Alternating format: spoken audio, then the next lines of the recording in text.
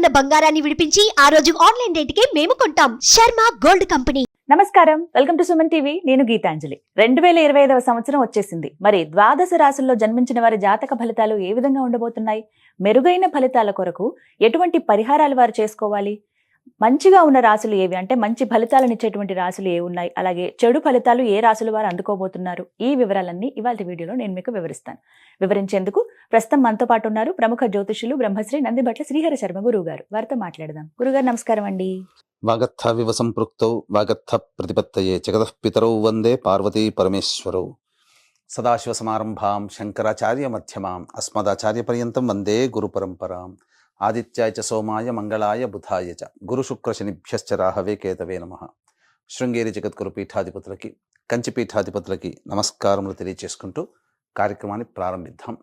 వీక్షించేటువంటి Suman TV ప్రేక్షకులకి గమనిక, ఇప్పుడు మనం చెప్పుకోబోయేటువంటి రాశి ఫలాలు ఏవైతే ఉన్నాయో అవన్నీ కూడా ఆంగ్ల నూతన సంవత్సర గమనాన్ని దృష్టిలో పెట్టుకొని జనవరి 1వ తారీఖు నుంచి డిసెంబర్ 31వ తారీఖు వరకు మాత్రమే ఉన్నటువంటి గ్రహాల స్థితిగతులను బట్టి వివిధ రాశుల వారికి ఏ విధంగా ఉండబోతుందో తెలుసుకుందాం.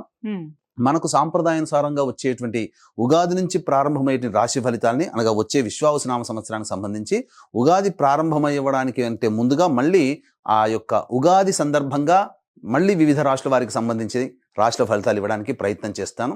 కాబట్టి ఇటువంటి దాంట్లో ప్రపంచమంతా అంగీకరిస్తున్నటువంటిది 2025 నూతన సంవత్సరం. అదేవిధంగా మనము కూడా ఆంగ్ల నూతన సంవత్సరం అనేటువంటి భావనతో ఈ యొక్క కార్యక్రమం చేస్తున్నాం. అదే ఉగాది నాడైతే మార్చి 29వ తారీఖు నుంచి మళ్ళీ 2026-28 వరకు ఉండేటువంటి గమనం వరకు ఉండేది చెప్పేటువంటిది. అవి మనం మరియు వీడియోలో తెలియజేసుకుందాం. అదే అడగబోతున్నాను గురుగారు. అంటే సాధారణంగా ఒకటే ప్రశ్న అడుగుతారు, ఉగాది కదా అసలు చెప్పాలి జాతక ఫలితాలు అనేవి, ఈ లోపు ఏంటి అంటే ఒక సాంప్రదాయంగా అది కొనసాగిపోతుంది. అంటే మనకేమని చెప్పబడింది అంటే, ధర్మం ఏం చెప్పబడింది శాస్త్రంలో అంటేనమ్మా, ప్రపంచమంతా ఏది ఒక విషయం గురించి ఒక తాటి మీద ఉంటుందో అది ధర్మమే కూర్చుంటుంది, శాస్త్రమే కూర్చుంటుందమ్మా. ఇక మరి ద్వాదశ రాశుల వారి జాతక ఫలితాలు తెలుసుకుందాం. ముందుగా గ్రహస్థితులు ఏ విధంగా ఉన్నాయో తెలియచేస్తారా? జనవరి 1, 2025 నుంచి. ఇక గ్రహస్థితిలోకి గనక గమనించుకున్నట్లయితే ముఖ్యంగా గురువు 9th మే వరకు కూడాను ఈ వృషభ రాశిలో సంచారం చేస్తున్నాడు. 9th మే నుంచి మిథున రాశిలోకి సంచారం, 9th మే నుంచి సెప్టెంబర్ 27వ తారీఖు వరకు. ఇక సెప్టెంబర్ 28 నుంచి నవంబర్ 11వ తారీఖు వరకు కర్కాటక రాశిలో. ఇక నవంబర్ 12వ తారీఖు నుంచి డిసెంబర్ 28 వరకు కర్కాటక రాశిలోనే వక్రీకరించే స్థితి పొంది ఉండడం. ఇక శని భగవాన్ల వారిని కనుక చూసుకున్నట్లయితే 15 ఏప్రిల్ వరకు కుంభరాశిలో సంచారం చేస్తున్నారు. 16 ఏప్రిల్ నుంచి అక్టోబర్ 9వ తారీఖు వరకు మీనరాశిలో సంచారం. ఈ మధ్య కాలంలో జూలై 8వ తారీఖు నుంచి వక్రీకరించి మీనరాశిలోనే సంచారం చేస్తున్నాడు. అలాగే అక్టోబర్ 10వ తారీఖు నుంచి కుంభరాశిలో సంచారం చేస్తూ వక్రీకరించి కుంభరాశిలో, నవంబర్ 26వ తారీఖు నుంచి వక్రత్యాగము శని భగవాన్ల వారు చేస్తున్నారు. ఇక రాహుకేతులు కనుక చూసుకున్నట్లయితే 15 మే వరకు కేతువు కన్యలో మరియు రాహువు మీనరాశిలోకి, అలాగే 16 మే నుంచి సింహరాశిలో కేతువు, అలాగే కుంభరాశిలో 16 మే నుంచి రాహుగ్రహ సంచారం జరుగుతుంది. ఇక్కడ గమనించుకున్నట్లయితే ఇక్కడ వీక్షించేటువంటి ప్రేక్షకులకు అందరికీ తెలియజేయాల్సినటువంటి అంశం ఏంటంటే, ముఖ్యంగా అందరూ ఈ ద్వాదశ రాశుల గురించి రాగానే అందరూ ఆలోచించేటువంటిది ముఖ్యంగా శని దోషం, ఏలినాడు శని, అష్టమ శని, అర్ధాష్టమ శని, కంటక శని, యోగ శని, ఈ శని దోషాలు. అయితే ఇక్కడ 15 ఏప్రిల్ వరకు శని కుంభరాశిలో సంచారం చేస్తూ 16 ఏప్రిల్ నుంచి మీనరాశిలోకి సంచారం చేస్తున్నా, ఈ యొక్క జూలై 8 నుంచి మీనరాశిలోనే సంచారం చేస్తూ వక్రీకరించినటువంటి కారణం చేత మళ్ళీ ఈ కుంభరాశి ఫలితాన్ని ఇస్తాడు. అక్టోబర్ 10న కుంభరాశిలోనే వక్రీకరించి ఉన్నటువంటి స్థితిగతుల చేత ఏమవుతుంది, మళ్ళీ మకర రాశి ఫలితాన్ని శని భగవానులు ఇస్తారు. కాబట్టి అర్థం చేసుకోవాల్సినటువంటి అంశం ఏంటంటే, ఎవరికి కూడాను ఈ సంవత్సరం శని భగవానుడు యోగదాయకంగా పూర్తిగా లేడు.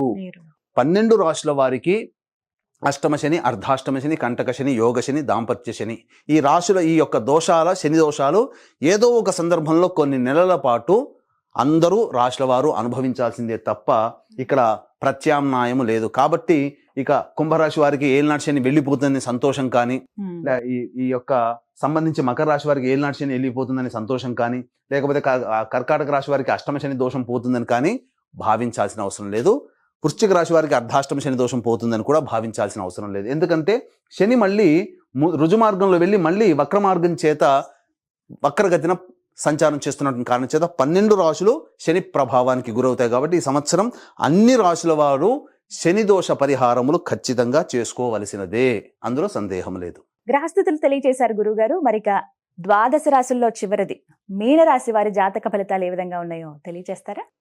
జనవరి 1వ తారీఖు నుంచి డిసెంబర్ 31వ తారీఖు వరకు ఈ యొక్క మీనరాశిలో జన్మించినటువంటి వారికి ఏ విధంగా ఉండబోతుందో వంటి విషయాల గురించి మనం క్లుప్తంగా తెలియజేసుకుందాం. ఇంతకుముందు గ్రహ సంచారం గురించి తెలుసుకుందాం. ఆ గ్రహ సంచారం వల్ల ఎటువంటి సమస్యలు, ఇబ్బందులు ఎదురవుతాయని తెలుసుకుందాం. ముఖ్యంగా గమనించుకున్నట్లయితే ప్రధానంగా ఈ యొక్క 9 మే వరకు గురువు వృషభ రాశిలో సంచారం చేస్తుంటారు. కానీ 30 మార్చి వరకు వక్రీకరించినటువంటి కారణం చేత 2వ స్థాన ఫలితాలు కూడా మీకు అందుబాటులో ఉంటాయి. ఇక గమనించుకున్నట్లయితే 9 మే నుంచి సెప్టెంబర్ 27వ తారీఖు వరకు మిథున రాశిలోకి, అలాగే సెప్టెంబర్ 28 నుంచి నవంబర్ 11 వరకు కర్కాటక రాశిలోకి ప్రవేశం. ఇక ఈ యొక్క ప్రభావం చేత 9 మే నుంచి సెప్టెంబర్ 27 వరకు గురుబలం అనుకూలంగా లేదు. ఎప్పటి నుంచి? 1 ఏప్రిల్ నుంచి సెప్టెంబర్ 27 వరకు, అంటే ఏప్రిల్, మే, జూన్, జూలై, ఆగస్టు, సెప్టెంబర్ 6 నెలలు కంటిన్యూస్గా గురు బలం అనుకూలంగా లేదు. మొదటి 3 నెలలు అద్భుతంగా ఉంది. మళ్ళీ సెప్టెంబర్ 28 నుంచి నవంబర్ 11వ తారీఖు వరకు గురువు అనుకూలంగా ఉన్నాడు. కాబట్టి దగ్గర సెప్టెంబర్ 28, అంటే 2 నెలల పాటు అనుకూలంగా ఉండేటువంటి సమయంగా చెప్పవచ్చు. ఇక నవంబర్ 12 నుంచి మళ్ళీ డిసెంబర్ వరకు కూడా అనుకూలంగా లేదు. కాబట్టి తర్వాత 6 నెలలు వరకు, ఇంకా 7 నెలలు గురువు అనుకూలంగా లేడు, 5 నెలలు గురువు సామాన్యంగా యోగించబోతున్నాడు. ఇది గురుగ్రహ ప్రభావంలో జరిగేటువంటిది. కావున ఏం జరుగుతుంది? మీకు ప్రధానంగా ధనపరమైనటువంటి సమస్యలు ఏవైతే ఉంటాయో అవన్నీ కూడా మీరు మార్చి 30 లోపలనే మీరు పొందగలుగుతారు. సమస్యలన్నీ తీర్చుకోగలుగుతారు. ధన ప్రవాహం అధికంగా ఉంటుంది. ముఖ్యంగా చెప్పాలంటే ఉద్యోగం కోసం ప్రయత్నం చేసేటువంటి వాళ్ళు ఎవరైతే ఉన్నారో వాళ్ళు గట్టిగా ప్రయత్నం చేయండి. ఈ మార్చి లోపలనే ఉద్యోగం లభించే అవకాశాలు ఉంటాయి. ఇక గమనించుకున్నట్లయితే ప్రధానంగా ఈ యొక్క శనివారు సంపూర్ణముగా ఏలిన నాటి శని ప్రభావంలో మీనరాశి వారు ఉంటారు. అయితే 1 జనవరి నుంచి ఎప్పటి వరకు? అక్టోబర్ 10 వరకు ఈ యొక్క ఏలినాటి శని ప్రభావం. అక్టోబర్ 10 నుంచి నవంబర్ 26వ తారీఖు వరకు కుంభరాశిలో వక్రీకరించిన కాలం. ఈ కాలం మాత్రం చాలా యోగిస్తుంది. ఇటు లెక్క పెట్టుకోండి, అక్టోబర్ 10 నుంచి నవంబర్ 26. ఇక్కడ సెప్టెంబర్ 28 నుంచి నవంబర్ 11 గురువు అనుకూలంగా ఉంటున్నాడు, శని అనుకూలంగా ఉంటున్నాడు. కాబట్టి ఏది ఏమైనా గురు శని గ్రహ ప్రభావాలు అనుకూలంగా ఉన్నటువంటి కారణం చేత ఈ అక్టోబర్, నవంబర్ 15 లోపల అద్భుతంగా మీరు రాణించగలుగుతారు. ఈ మధ్యలో మార్చి 30 లోపల, మళ్ళీ అక్టోబర్ నుంచి నవంబర్ మధ్యకాలంలో అద్భుతంగా ఉంటుంది. మిగతా సమయంలో గురు శని ప్రభావాలు అనుకూలంగా లేవు. ఇక రాహుకేతులు చూసుకున్నట్లయితే 16 మే వరకు కూడాను జన్మంలో రాహువు, 16 మే నుంచి వ్యయస్థానంలో రాహువు. ఇక 15 మే వరకు సప్తమంలో కేతువు, 16 మే నుంచి కేతువు. కాబట్టి రాహు ప్రభావం వలన వృధా ప్రయాణాలు ఎక్కువగా ఉంటుంటాయి. కాకపోతే విదేశీయానము, విదేశీ విద్య కోసం ప్రయత్నం చేయాలనుకునే వాళ్ళకి అద్భుతంగా కలిసి వస్తుంది. విదేశీ విద్యలో ఈ యొక్క మీనరాశిలో జన్మించినటువంటి వాళ్ళు విదేశీ విద్యను పొందుతారు. విదేశీయానానికి అనుకూలంగా ఉంటుంది. అలాగే కేతువు యోగించేటువంటి పరిస్థితిలోనే ఉన్నాడు. కానీ మనం ఊహించింది ఒకటైతే ఊహించింది ఒకటి అవుతుంది. కాబట్టి ఎప్పుడు కూడా గొప్పగా ఉంటుందని ఎవరైనా కానీ ఊహించుకుంటాం, గొప్పగా ఉండాలని. కానీ మీరు ప్రయత్నాలు చేస్తున్నప్పుడు ఫలితాన్ని మీరు ముందుగానే ఊహించుకుంటూ ప్రయత్నం చేస్తే ఈ కేతు మీకు యోగించరు. కేతువు దగ్గర ఉన్నటువంటి గొప్ప ఇబ్బంది ఇదే. కాబట్టి మీరు ఫలితాన్ని ముందుగానే ఎక్స్పెక్ట్ చేసుకొని ఆ ప్రయత్నాన్ని మీరు ప్రారంభించకండి. ఫలితం దైవాధీనం, ప్రయత్నం మానవాధీనం అని చెప్పి ఉద్దేశంతో మీరు ప్రయత్నం చేయండి. ఖచ్చితంగా మీరు ఆ ప్రయత్నానికి ఎటువంటి సంపూర్ణ ఫలితం పొందుతారు? కేతువే మీకు దగ్గరుండి ఆ ఫలితాన్ని మీకు ఇంపించబోతున్నాడు. కాబట్టి అద్భుతం కదండి. కాబట్టి ఫలితాన్ని ఆశించకుండా ప్రయత్నం చేయడం ఈ 2025 సంవత్సరంలో మీనరాశి వారికి చెప్పబడి ఉన్నటువంటిది. కేంద్ర రాష్ట్ర ప్రభుత్వ ఉద్యోగంలో ఉన్నటువంటి వాళ్ళకి సాధారణమైనటువంటి బదిలీలు జరుగుతాయి. ప్రమోషన్స్ కూడా యాజ్ యూజువల్గానే వస్తాయి. కాకపోతే ప్రమోషన్స్ కోసం కోర్టు మెట్లెక్కాల్సినటువంటి పరిస్థితులు వస్తాయి. ఫైట్ చేయాల్సి వస్తుంది. కాబట్టి ఫైట్ చేసి సాధించుకుంటారు ప్రమోషన్ని. ఇక ప్రైవేట్ రంగంలో ఉన్నటువంటి వారికి అయితే, నిరుద్యోగస్తులకి సంవత్సరం మొత్తంలో ఎప్పుడు ఉద్యోగం లభించదంటే కొన్ని సమయాలు ఉద్యోగం లభిస్తాయి. సంవత్సరం అంతా కూడా పనిచేస్తున్న కంపెనీలోనే బుదుగుదల ఉండదా? కాబట్టి వేరే ఉద్యోగం, వేరే సంస్థలో ప్రయత్నం చేస్తాం. మరి ఏ సమయంలో ప్రయత్నం చేస్తే కొత్త ఉద్యోగం వస్తుంది? ఉన్న ఉద్యోగం నుంచి వేరే సంస్థలోకి ఏ సమయంలో ప్రయత్నం చేస్తే వెళతామంటే కొన్ని సమయాలు ఉన్నాయి. కాబట్టి ఆ సమయంలో మీరు ప్రయత్నం చేయండి. ఖచ్చితంగా జాతకం అనుకూలించి మీ ప్రయత్నం సఫలమవుతుంది. ఏంటా ప్రయత్నం? జనవరి 11 నుంచి ఫిబ్రవరి 11 ఉన్నటువంటి కాలం కొత్త సంస్థ, కొత్త ఉద్యోగంలో చేరడానికి మంచి సమయం. అది ప్రయత్నంలో ఫలిస్తారు.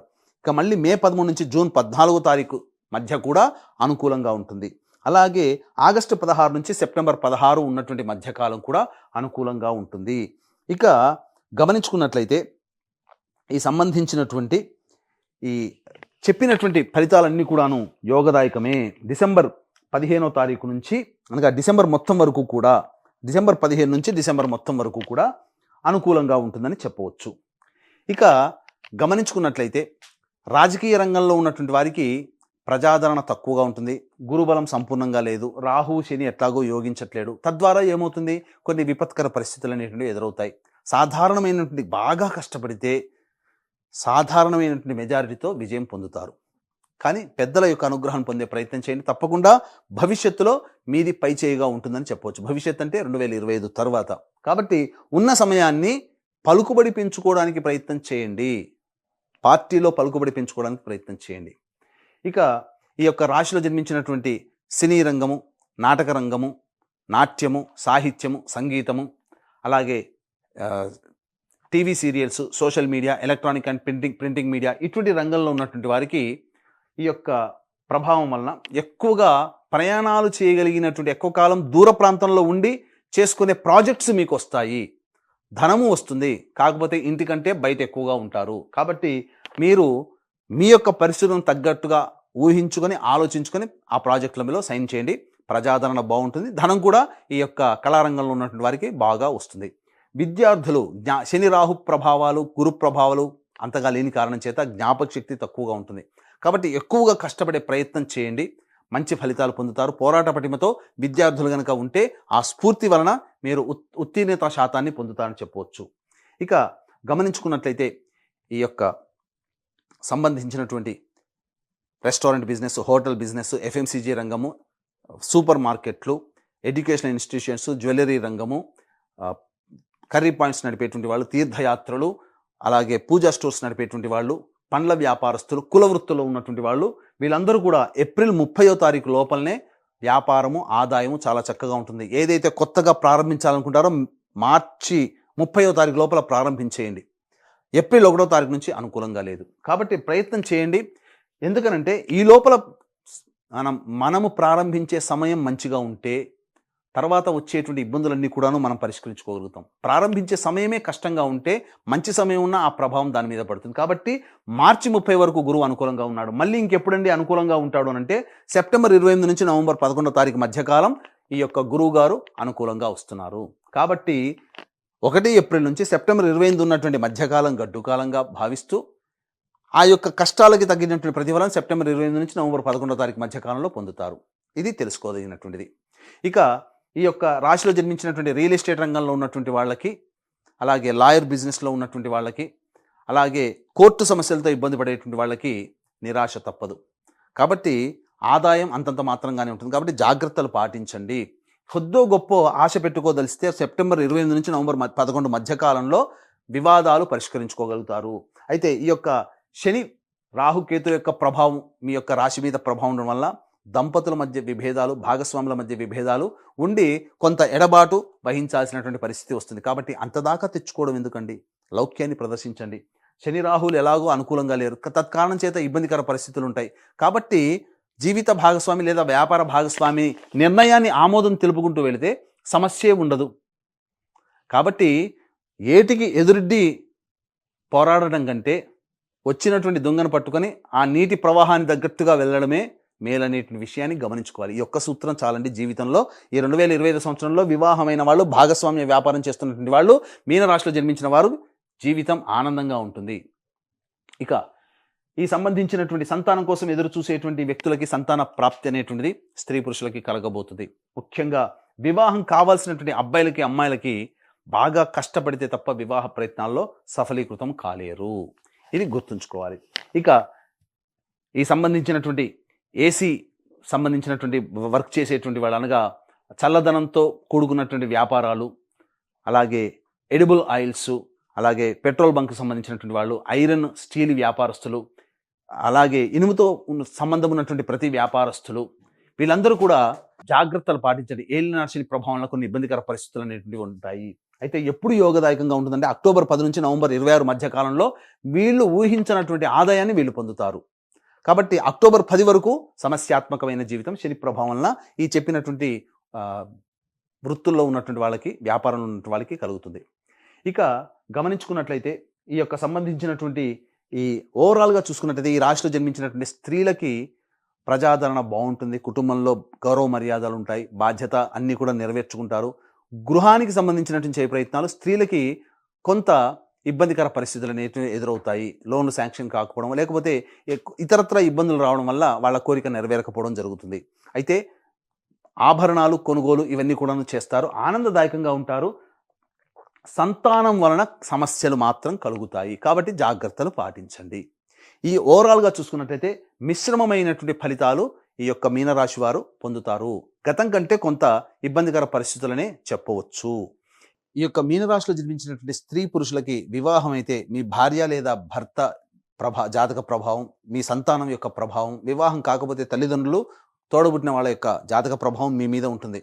కావున ఈ 2025 సంవత్సరంలో మీ యొక్క సంకల్పం సంపూర్ణంగా నెరవేరాలి, మీ కోరికలన్నీ నెరవేర్చుకోవాలనేటువంటి యొక్క సదుద్దేశంతో, దైవానుగ్రహం లేని కారణం చేత దైవానుగ్రహం అందరికీ అందించాలనేటువంటి యొక్క సదుద్దేశంతో 12 రాశిలో జన్మించినటువంటి వారి కోసమై ప్రతి నెల ఒక్కొక్క పుణ్యక్షేత్రంలో ఈ యొక్క పూజా కార్యక్రమం జాతకరీత్యా కలుగు విద్య, వివాహ, ఉద్యోగ, దాంపత్య, సంతాన, అనారోగ్య, శత్రుబాధ నివారణకి, మరియు 12 రాశుల వారికి శనివారు ప్రభావాన్ని చూపుతున్నారు కాబట్టి ఈ యొక్క శనిదోష నివారణ హోమాలు, గత జన్మ కర్మదోషం వల్లనే ఇబ్బందికర పరిస్థితులు ఇప్పుడు ఉంటాయి కాబట్టి కర్మదోష నివారణ పూజలు, హోమాలు మీకు ప్రతి నెల ఒక్కొక్క పుణ్యక్షేత్రంలో జరపడానికి శ్రీకారం చుట్టబోతున్నాం.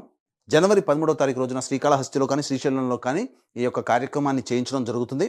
కాబట్టి ఈ యొక్క మహత్తరమైనటువంటి కార్యక్రమంలో మీ కుటుంబ సభ్యుల గోత్రనామాలతో నమోదు చేసుకోదలుచుకునేటువంటి వాళ్ళు కార్యక్రమ తదనంతరం కాంటాక్ట్ చేసి రిజిస్ట్రేషన్ వివరాలు తెలుసుకోవచ్చు. అలాగే తండ్రి వైపు, భర్త వైపు 6 తరాలు, తల్లి వైపు, భార్య వైపు 3 తరాల్లో కుటుంబంలో ఏవైనా దుర్మరణాలు కనుక ఉన్నా, అలాగే liver problem, kidney problem, cancer రోగాలతో, మరియు 60 సంవత్సరాల లోపల మీ కుటుంబ సభ్యులు ఏ విధంగా మరణించినా వాటిని పితృదోషాలు అంటారు. ఇట్టి పితృదోష నివారణకి మన పీఠం ఆధ్వర్యంలో ప్రతి నెల నిజాయితీగా ఈ యొక్క కార్యక్రమాలు, దోష నివారణ కార్యక్రమాలు చేయించడం జరుగుతుంది. అవకాశం ఉన్న వాళ్ళు వీటి వివరాలు కూడా తెలుసుకోవచ్చు. ఈ 3 రాశులు మకర, కుంభమైన శని ప్రభావంతో ఉన్నాయి, ప్రత్యేకించి ఏలినాటి శనితో ఉన్నాయి. కాబట్టి వీరు ఎటువంటి పరిహారాలు చేసుకోవాలి, ఈ సంవత్సరం అంతా కూడా శుభ ఫలితాలు పొందాలంటే వారు చేసుకోవాల్సిన పరిహారాల గురించి వివరించండి. ఈ యొక్క మీనరాశిలో జన్మించినటువంటి వారికి సంబంధించి చూసుకున్నట్లయితే ప్రతిరోజు దత్త అష్టకం, కాలభైరవ అష్టక పారాయణం, అలాగే సుబ్రహ్మణ్య భుజంగ స్తోత్ర పారాయణం అనేటువంటిది ప్రతిరోజు కూడాను రోజుకి 3 సార్లు పారాయణం చేయండి. వీలు కుదిరినప్పుడల్లా విష్ణు దేవాలయము, అమ్మవారి దేవాలయ సందర్శనం చేయడం మీకు సర్వ సమస్యలకి పరిష్కారంగా చెప్పవచ్చు. అయితే ఇప్పుడు చెప్పినటువంటి పరిహారాలు జరిగినా జీవితం ఇంతకన్నా విభిన్నంగా ఉంది అంటే మీ యొక్క జన్మజాతకంలోని నడుస్తున్నటువంటి గ్రహ దశాంతర దశల యొక్క ప్రభావాలు. కావున దగ్గరలోని మంచి ఉపాసనా పరులైనటువంటి జ్యోతిషుల్ని సంప్రదించి వారి సలహాలు, సూచనలు కనుక పాటించినట్లయితే మీ జీవితం మరింత మెరుగైనటువంటి పరిస్థితిలో ఉండాలని ఆశిస్తూ సర్వం శ్రీ ఉమామహేశ్వర పర బ్రహ్మార్పణమస్తు. వివరించారు గురుగారు, ధన్యవాదాలండి.